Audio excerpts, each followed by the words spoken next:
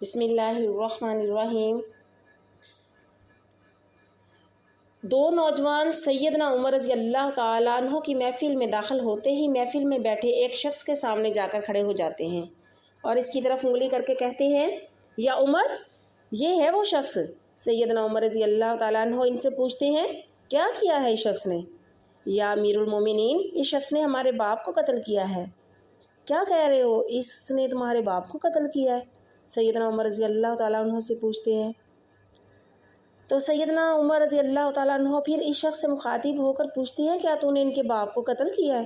وہ شخص کہتا ہے، ہاں امیر المومنین، مجھ سے قتل ہو گیا ان کے باپ کا۔ تو سیدنا عمر رضی اللہ تعالیٰ عنہ پوچھتے ہیں، کس طرح قتل کیا ہے؟ یا عمر رضی اللہ تعالیٰ عنہ، ان کا باپ اپنے اونٹ سمیت میرے کھیت میں داخل ہو گیا تھا، میں نے منع کیا، باز نہیں آیا تو میں نے ایک پتھر دے مارا جو سیدھا اس کے سر میں لگا اور وہ موقع پر مر گیا۔ تو حضرت عمر فرماتے ہیں کہ پھر تو قصاص دینا پڑے گا، موت ہی ہے اس کی سزا، نہ فیصلہ لکھنے کی ضرورت، اور فیصلہ بھی ایسا اٹل کہ جس پر کسی بحث و مباحثے کی بھی گنجائش نہیں۔ نہ ہی شخص سے اس کے کنبے کے بارے میں کوئی سوال کیا گیا، نہ ہی یہ پوچھا گیا کہ تعلق کس قدر شریف خاندان سے ہے، نہ ہی یہ پوچھنے کی ضرورت محسوس کی گئی کہ تعلق کس معزز قبیلے سے، تو کسی معزز قبیلے سے تو نہیں ہے، معاشرے میں کیا رتبہ یا مقام ہے۔ ان سب باتوں سے بھلا سیدنا عمر رضی اللہ تعالیٰ عنہ کو مطلب ہی کیا ہے؟ کیونکہ معاملہ اللہ کے دین کا ہو تو عمر رضی اللہ تعالیٰ عنہ پر کوئی بھی اثر انداز نہیں ہو سکتا، اور نہ ہی کوئی اللہ کی شریعت کی تنفیذ کے معاملے پر عمر رضی اللہ تعالیٰ عنہ کو روک سکتا ہے، حتیٰ کہ سامنے عمر رضی اللہ تعالیٰ عنہ کا اپنا بیٹا ہی کیوں نہ قاتل کی حیثیت سے آ کھڑا ہو، قصاص تو اس سے بھی لیا جائے گا۔ وہ شخص کہتا ہے، اے امیر المومنین، اس کے نام پر جس کے حکم سے یہ زمین و آسمان قائم کھڑے ہیں، مجھے صحرا میں واپس اپنی بیوی بچوں کے پاس جانے دیجیے تاکہ میں ان کو بتا کر آؤں کہ میں قتل کر دیا جاؤں گا، ان کا اللہ اور میرے سوا کوئی آسرا نہیں ہے، میں اس کے بعد واپس آ جاؤں گا۔ تو سیدنا عمر رضی اللہ تعالیٰ عنہ کہتے ہیں، کون تیری ضمانت دے گا کہ تو صحرا میں جا کر واپس بھی آ جائے گا؟ تو مجمع پر ایک خاموشی چھا گئی، کوئی بھی تو ایسا نہیں ہے جو اس کے نام تک کو بھی جانتا ہو، یا اس کے قبیلے، خیمے یا گھر وغیرہ کے بارے میں بھی کوئی جانتا ہو، تو کون ضمانت دے پھر اس کی؟ کیا یہ 10 درہم کی ادھار یا زمین کے ٹکڑے یا کسی اونٹ کے سودے کی ضمانت کا معاملہ ہے؟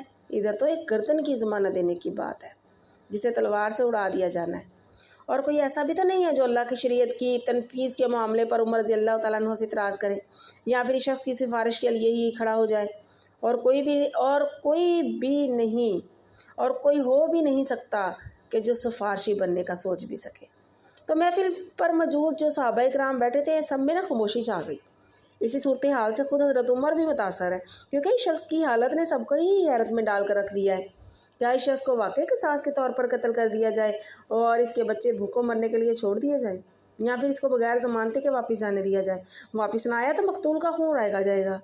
خود سیدنا عمر رضی اللہ تعالیٰ عنہ سر جھکائے افسردہ بیٹھے ہوئے، اور اس صورتحال پر سر اٹھا کر التجا بھری نظروں سے نوجوانوں کی طرف دیکھتے ہیں، معاف کر دو اس شخص کو۔ تو وہ کیا کہتے ہیں کہ نہیں امیر المومنین، جو ہمارے باپ کو قتل کرے اس کو چھوڑ دے، یہ تو ہو ہی نہیں سکتا۔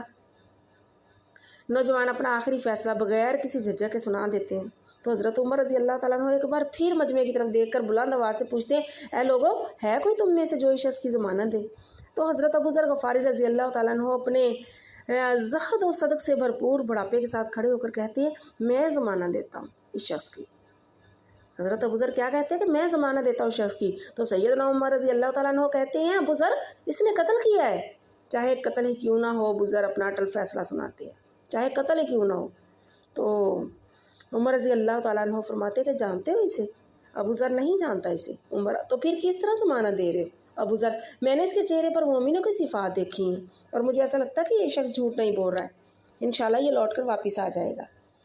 عمر رضی اللہ تعالیٰ عنہ، ابو ذر رضی اللہ تعالیٰ عنہ، دیکھ لو اگر یہ 3 دن میں لوٹ کر نہ آیا۔ اب عمر یعنی فرماتے ہیں حضرت ابو ذر سے کہ دیکھ لو اگر یہ 3 دن میں لوٹ کر نہ آیا تو مجھے تمہاری جدائی کا صدمہ دیکھنا پڑے گا۔ تو امیر المومنین، پھر اللہ مالک ہے۔ ابو ذر اپنے فیصلے پر ڈٹے ہوئے جواب دیتے ہیں۔ تو سیدنا عمر سے 3 دن کی مہلت پا کر وہ شخص رخصت ہو جاتا ہے کچھ ضروری تیاریوں کے لیے، بیوی بچوں کو الوداع کہنے، اپنے بعد ان کے لیے کوئی راہ دیکھنے اور ان کے قصاص کی ادائیگی کے لیے قتل کیے جانے کی غرض سے لوٹ کر وہ واپس آنے کے لیے، اور پھر 3 راتوں کے بعد عمر بھلا کیسے اس عمر کو بھلا پاتے؟ انہوں نے تو ایک ایک لمحہ گن کر کاٹا تھا۔ عصر کے وقت شہر میں نماز کی منادی جو ہے وہ ہو جاتی ہے، نماز کا ٹائم ہو جاتا ہے، تو نوجوان اپنے باپ کا قصاص لینے کے لیے بے چین، اور لوگوں کا مجمع اللہ کی شریعت کی تنفیذ دیکھنے کے لیے جمع ہو چکا ہے۔ حضرت ابوذر رضی اللہ تعالیٰ عنہ بھی تشریف لاتے ہیں اور آ کر حضرت عمر رضی اللہ تعالیٰ عنہ کے سامنے بیٹھ جاتے ہیں۔ تو حضرت عمر پوچھتے ہیں کدھر ہے وہ آدمی؟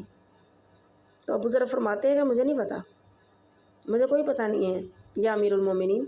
تو ابوذر رضی اللہ تعالیٰ عنہ آسمان کی طرف دیکھتے ہیں اور جدھر سورج ڈوبنے کی جلدی میں آج معمول سے زیادہ تیزی کے ساتھ جاتا دکھائی دے رہا ہے، تو محفل میں ہو کا عالم، اللہ کے سوا کوئی نہیں جانتا کہ آج کیا ہونے جا رہا ہے۔ یہ سچ ہے کہ ابوذر سید عمر کے دل میں بستے ہیں۔ حضرت عمر سے ان کے جسم کا ٹکڑا مانگے تو عمر رضی اللہ تعالیٰ عنہ دیر نہ کریں، کاٹ کر حضرت ابوذر رضی اللہ تعالیٰ عنہ کے حوالے کر دیں۔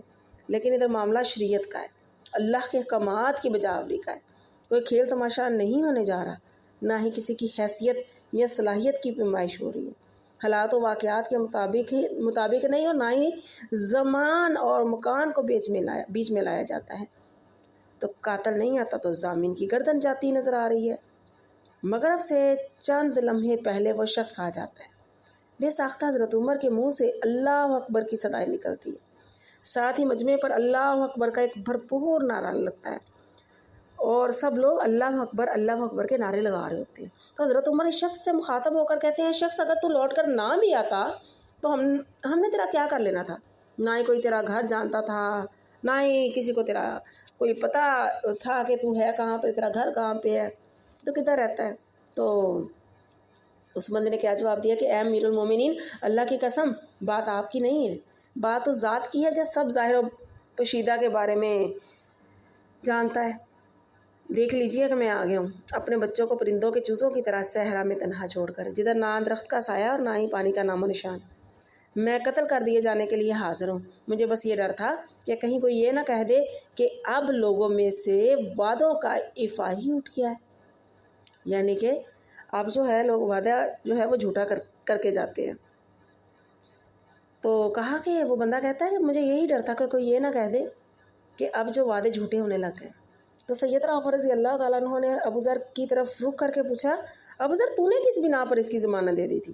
ابوذر نے کہا، اے عمر، مجھے اس بات کا ڈر تھا کہیں کوئی یہ نہ کہہ دے کہ اب لوگوں سے خیر ہی اٹھا لی گئی ہے۔